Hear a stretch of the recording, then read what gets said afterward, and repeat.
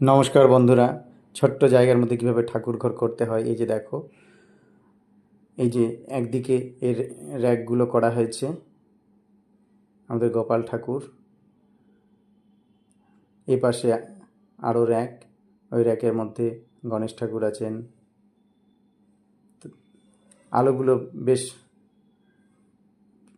ভালোভাবে ফুটে ওঠে যদি অফ হোয়াইট লাইটগুলো ব্যবহার করা হয়, তাহলে বেশ সুন্দর দেখায়।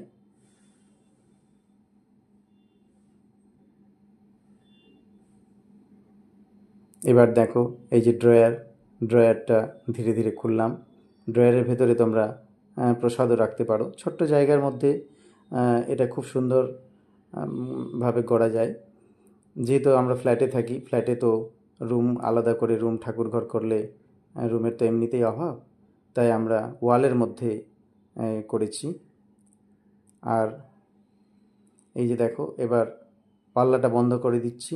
পাল্লাটা বন্ধ করে দিলে দেখো সম্পূর্ণরূপে বাইরে থেকে পাল্লাটা বন্ধ করে দেওয়ার পর এভাবে তোমরা করতে পারো।